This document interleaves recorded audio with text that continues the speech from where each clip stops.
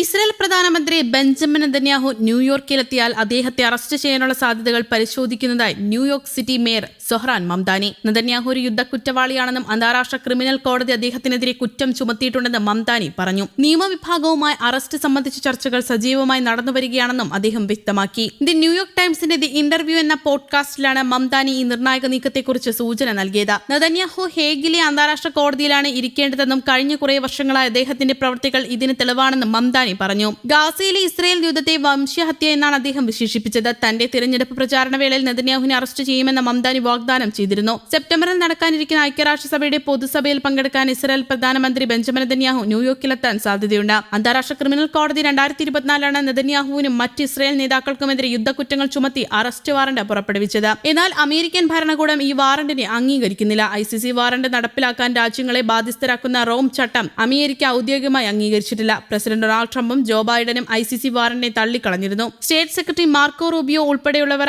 ICCയെ പിരിച്ചുവിടണമെന്ന് ആവശ്യപ്പെടുന്ന സാഹചര്യത്തിലാണ് മേയറുടെ നീക്കം. മേയറുടെ പ്രസ്താവന വെറും രാഷ്ട്രീയ നാടകം മാത്രമാണെന്ന് UN-ലെ അമേരിക്കൻ അംബാസിഡർ പരിഹസിച്ചു. അമേരിക്ക ICC-യിൽ അംഗമല്ലാത്തതിനാൽ ഇത്തരം നടപടികൾക്ക് നിയമസാധുതയില്ലെന്നാണ് അദ്ദേഹത്തിന്റെ വാദം. തന്റെ അറസ്റ്റിനെ കുറിച്ചുള്ള ആശങ്കകൾ നെതന്യാഹു തന്നെ തള്ളിക്കളഞ്ഞിട്ടുണ്ട്. നെതന്യാഹു അഭിമാനപൂർവ്വം ന്യൂയോർക്കിലെത്തുമെന്ന് ഇസ്രായേൽ അംബാസിഡർ ഡാനി ഡാനണും വ്യക്തമാക്കി. അതേസമയം ബെഞ്ചമിൻ നെതന്യാഹുവിന്റെ നേതൃത്വത്തിലുള്ള സർക്കാർ 4 വർഷത്തെ കാലാവധി പൂർത്തിയാക്കുന്നതിനാൽ ഒക്ടോബർ 27-ന് ഇസ്രായേലിൽ തിരഞ്ഞെടുപ്പ് നടക്കുമെന്ന് ഇസ്രായേലി മാധ്യമ റിപ്പോർട്ടുകൾ ഞായറാഴ്ച പുറത്തുവന്നിരുന്നു. ടൈംസ് ഓഫ് ഇസ്രായേൽ റിപ്പോർട്ട് ചെയ്യുന്നതിനനുസരിച്ച് ഭരണകക്ഷിയായ ലിക്വിഡ് പാർട്ടിയിലെ ഒരു പ്രധാന അംഗമായ ഓഫിർ കാറ്റ്സ് ഇസ്രായേലിന്റെ അടുത്ത പൊതുതിരഞ്ഞെടുപ്പ് നിയമം അനുശാസിക്കുന്ന തീയതി ഒക്ടോബർ 27-ന് നടക്കുമെന്ന് പ്രഖ്യാപിച്ചു. കാരണം നിലവിലെ നെസ്സെറ്റ് ജൂലൈ 17-ന് അതിന്റെ പൂർണ്ണമായ 4 വർഷത്തെ കാലാവധി പൂർത്തിയാക്കുന്നു. 1988-ന് ശേഷം ഇസ്രായേലിന്റെ ഷെഡ്യൂൾ പ്രകാരം നടക്കുന്ന ആദ്യ തിരഞ്ഞെടുപ്പാണ് വരാനിരിക്കുന്നത് എന്നതിനാൽ ഈ പ്രഖ്യാപനം വളരെ പ്രധാനമാണ്. നെതന്യാഹുവിന്റെ നേതൃത്വത്തിലുള്ള സർക്കാർ 50 വർഷത്തിനിടെ 4 വർഷത്തെ കാലാവധി പൂർത്തിയാക്കുന്ന ആദ്യ സർക്കാരായിരിക്കുമെന്നും റിപ്പോർട്ട് സൂചിപ്പിക്കുന്നു.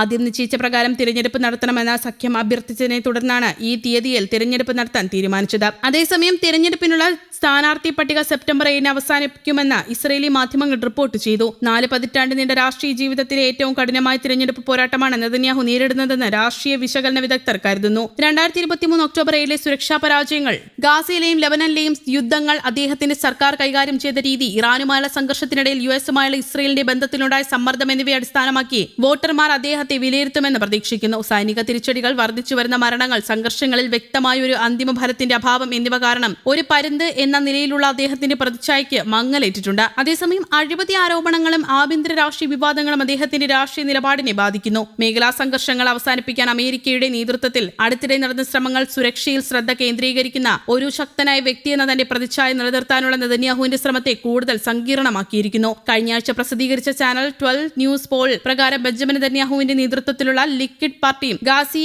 ഐസൻകോട്ടിന്റെ നേതൃത്വത്തിലുള്ള യാഷർ പാർട്ടിയും 23 സീറ്റുകൾ വീതം നേടി ഇസ്രായേലിന്റെ ഏറ്റവും വലിയ 2 പാർട്ടികളായി തുല്യരായിരുന്നു. News desk, Kerala Kaumudi.